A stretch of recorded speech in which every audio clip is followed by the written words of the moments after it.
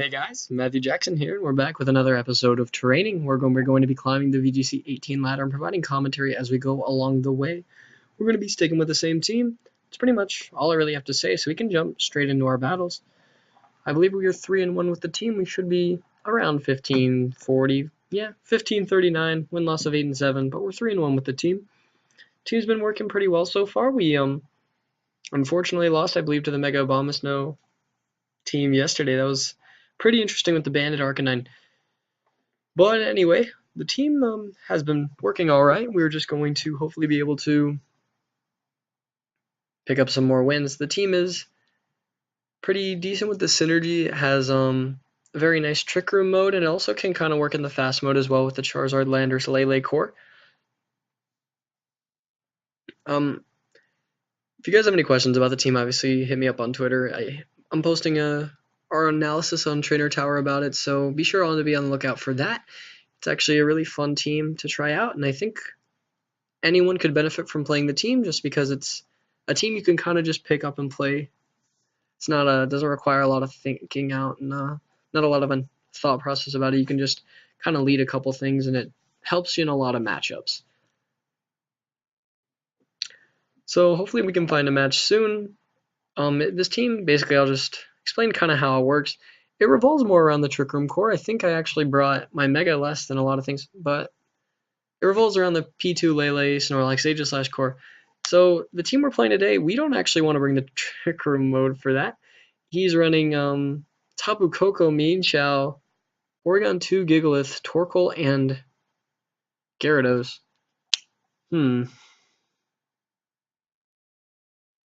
Pretty scary, I'm not gonna lie. Okay, so he has Intimidate. It's his Gyarados, which is probably his Mega, I'm assuming. We do have to be wary of that. We do have the Lele. Lele is going to be really good for just hitting for a lot of damage, blocking the fake out potential in the first turn. Landorus is pretty good as well. We have the superpower. We kind of want to just stop Trick Room altogether in this match. And Rock Slide / EQ would be good for the late game. Charizard is nice just to kind of get the weather control. Also, Flamethrower does a lot to a lot of things on this guy's team. I think Aegislash will be our fourth. Shadow Ball can kind of do a lot. We can Sacred Sword the Gyarados if it actually is the Mega. We'll just have to see how this match turns out. Team is pretty scary. So looking at this team, it looks like it revolves more around the Trick Room mode. It does have the 3 faster modes for faster mons with Mienshao, Koko, and Gyarados, but I don't know how strong that is because he has to bring a really slow mon as his fourth. And he does lead Mienshao P2, so it looks like it's just going to be a fake out Trick Room type of play. I think this turn, I have a pretty safe play. I think I'm just gonna Psychinium and Superpower the Porygon. He gets the download boost. It's going to be attack, so I don't think he even kills my Lando with Ice Beam. I know he could definitely fake me out here, but then that means my Lele is just going to underspeed the next turn and I can get extra damage. I'm going to double up the P2. That also covers if he goes for Trick Room and a switch. Mienshao actually ally switches. Gosh, that's bad. Okay, so he ally switches and we get the superpower off. Hopefully he's not... Oh man, this is really bad. Okay. So he's actually eject button. So what's he going to switch in? Wait. Okay. So he's ally switch. Brings in Gigalith. Gigalith isn't going to take this Psychinium really well.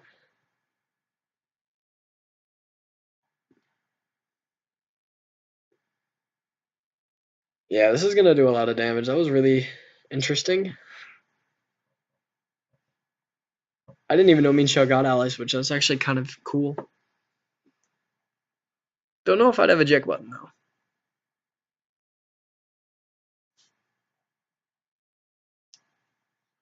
So that's going to do a lot of damage. That actually just OHKOs. I don't know if that's actually a good Gigalith spread or not, but that works. Okay, so we do have our Aegislash. Our Aegislash is pretty slow. If he has Torkoal, that could be something really scary to bring in right here. We will live in Eruption, but still really, really scary. He does have Torkoal. Okay, so his P2 could have Ally Switch. I don't know if he would go for it. I think he's definitely just Eruptioning and, like, I don't know, doing something like Ice Beaming. I'm not sure. I do think we just Psychic the Torkoal here. We're locked into Superpower, so we might as well just double up the Torkoal and fits the spread that does live the Psychic.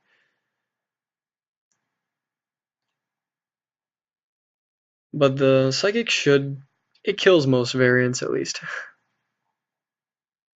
I know our Lele should live this. If he's returned, that could be pretty bad. I don't know if Landorus lives, though. Our Landorus actually lived. So he goes for Ice Beam. It is going to be on our Landorus. So interesting play by our opponent, maybe assuming that we were Assault Vest. And now we get a free Psychic off. This should do a lot of damage. And it actually just kills. Alright, nice. So now we should just win because we just overwhelm him with offense now.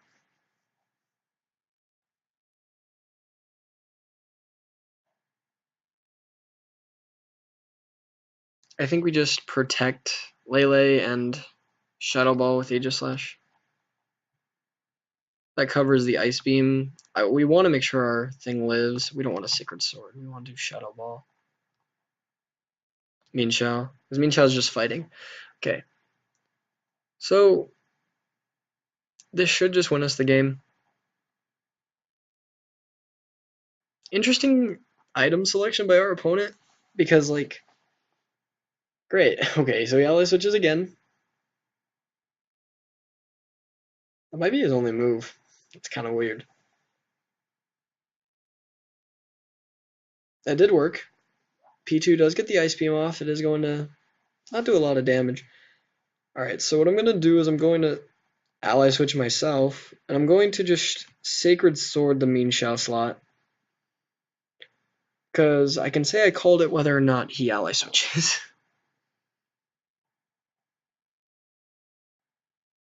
Cool. So I kill the Minxiao, and now the game should be 100% over. Because I do have Charizard in the back. Ice Beam will go into my Aegislash here. That's not going to do enough damage.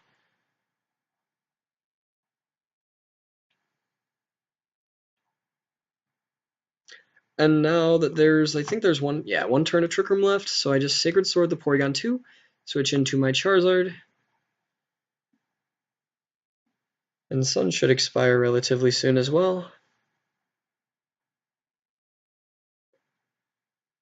As well as my Terrain, so Sacred Sword should do a decent chunk of damage. Yeah, it does over half. That's actually a lot more than I thought. Ice Beam will come out onto most likely the Charizard slot. No, actually our Aegislash. Cool. And this should be game. We just double up the Porygon 2, and that should win us the game.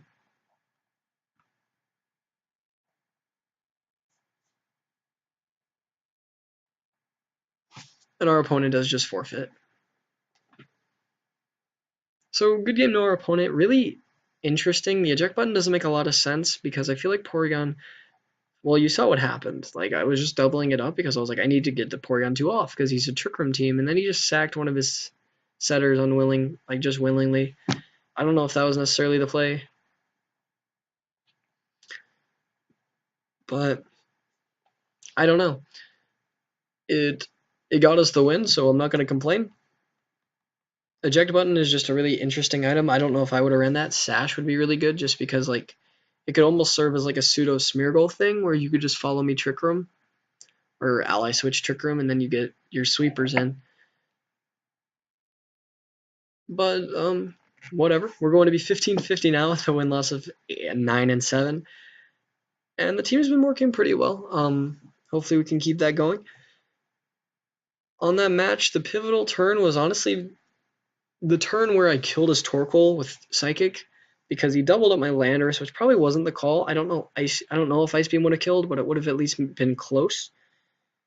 And if the Torkoal, just the Torkoal dying allowed us to just kind of 3v1 everything because Minxiao wasn't going to be able to do a whole lot in Trick Room. So we removed the Gigalith immediately, which I don't know if that's just a bad Gigalith spread or it's my knowledge of the Psychinium calc is really wrong, but I don't know if that necessarily kills all the time.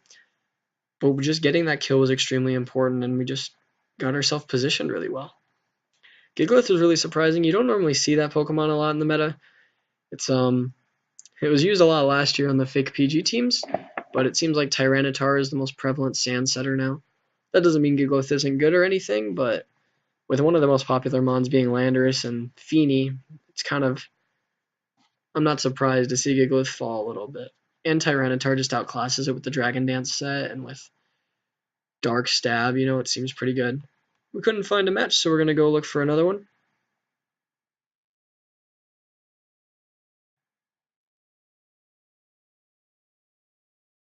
I apologize for this, guys.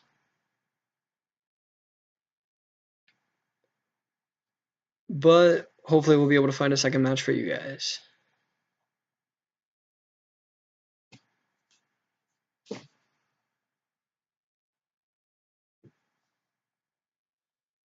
But yeah, anyway, this team, I guess I can recap on my Dallas experience. I ended up going, I just did really bad. I ended up dropping from the tournament when I got to 4 losses. It was, I just didn't play well. I didn't get particularly beneficial plays that happened to me a lot in the tournament. And the tournament wasn't overall a failure because I went to go see a lot of friends. A lot of my friends from Utah came down, and that was really nice. Anyway, going to this guy's rating is around 1600. And he has a really interesting team. It kind of looks like a pivot team with Bulu, Aegislash, Rotom, Heat, really interesting. Hippowdon, Neoligo, and Gyarados. So, yeah, unless he leads Bulu, he can't deal a lot of damage, but I don't know if he's necessarily going to lead Bulu. I kind of want to lead P2 Lax here. This isn't extremely risky, but if I can just get Belly Drum up the first turn, I think I just win. Lele Snorlax P2 is really strong. Aegislash is pretty good in the back. If he doesn't lead Bulu, he can't deal enough pressure to be able to kill me or stop me from setting up. I also bet he's Trick Room Neoligo just because of the way his team looks. Kind of looks similar to Rafael Bargara's team, which he used, I think, at 9th at Portland Regionals last year. It was a really hard sand. He does lead Neoligo Rotom, which, I mean, that's okay. So there's 2 plays I can do here. I'm kind of nervous about this Rotom. It's either going to be, I wouldn't be surprised if it was like Pinchberry, but I also wouldn't be surprised if it was something like Trick. I'm going to Belly Drum, and I'm going to Ally Switch. And this covers 2 things. This covers if the Neoligo goes for Trick Room, and this covers if the Rotom is Trick, because I think he'll most likely just trick the Snorlax, and he's not. Switches into Aegislash here. That's really interesting. We do get the Ally Switch off, so we'll see what the Rotom went for. It did go for Trick. Alright, what did he trick? And we got the specs. Alright, nice. And we're going to get the Belly Drum up, which is really good, because now we can just set up Trick Room anyway.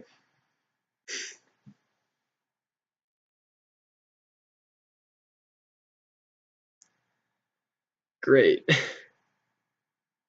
Okay, so now we Trick Room, and I doubt the Rotom has like Protect or anything, so I'm just going to Frustration the Rotom.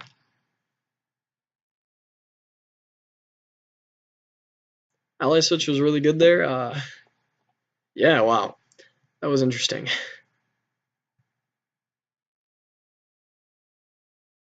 Now what he should do is he should trick my Snorlax so that I have the Eviolite now. But I don't know if he'll do that.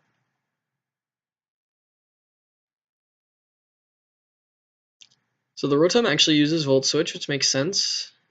Doesn't do like any damage. He's going to switch back out. It's going to be into something. Unless this thing has like Sacred Sword, it's not going to be doing a whole lot to me. Neoligo, yeah, that's not a really good switch by our opponent. Aegislash actually has Toxic. So it's going to go into our Snorlax. It's probably the subset, which is fine. We will get the Frustration off, and we're going to set up Trick Room. That actually just flat out kills the Neoligo, which is really good. And now we get Trick Room up. See, that's the problem I don't like with like Trick, is that like if they move before you, Trick doesn't really work for you a lot anymore. Like thing is that like if you get Belly Drum up against like a Trick Feeny, you just like you can Belly Drum that turn and then they trick you, and then you do lose your ability to recycle, but you're still able to just deal massive damage. So Mens isn't like that scary here. His Aegislash is probably the like Villaslash variant. I think he does have a Rotom. Do I want a high horsepower or just for I'm gonna high horsepower the Aegislash. I think there's a very high chance it like the Salamence protects.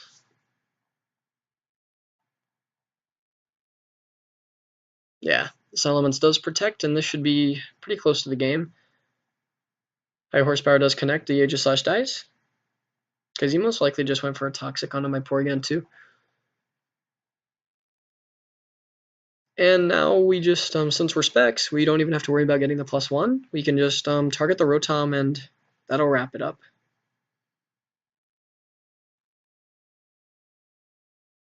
The Rotom probably doesn't have Protect. And now I think we just Shadow Ball and Frustration. This guy had a really interesting team. I'm kind of sad we didn't get to see the Hippowdon. I think it's really actually interesting in the format. I wonder if it was Grassy Seed or something, because I know that the Seed variant's pretty popular. But Ally Switch kind of proving its worth there. Like, we just got the Belly Drum up for free, and then he didn't have any power to stop it. Yeah, so our opponent just forfeits. He realizes that he probably can't win the game. And good game to him. We're going to end up winning both of our games today. The team has been definitely proving its worth so far. It's been a lot of fun. I think I'm going to wrap it up. I know the video ended a little bit early, but I actually have to go somewhere pretty soon. So I apologize for that. I'll make sure to, if I can, I'll try to get 3 games in tomorrow, and I'll make sure to get my mic as well. That way it doesn't screw up the the game audio, so that we can get the best quality that we can for you guys possible. Anyway, if you guys have any questions, obviously just ask me on my Twitter. I'm under S_McBuckets, and I really would appreciate hearing you back from you guys. Tell us what you think of our videos and about our stream. We're definitely just trying our best. Make sure you check out that Eevee guide that Tyler and Bridger Snow created. It's very insightful, and I think it would help a lot of people in the community, so be sure to share that if you guys check it out. I really appreciate you guys all coming out, and as always, if you like what you saw, leave a like and subscribe to our channel. Alright, I think that's everything, and I'll catch you guys next time. You guys have a nice day, and thank you for watching.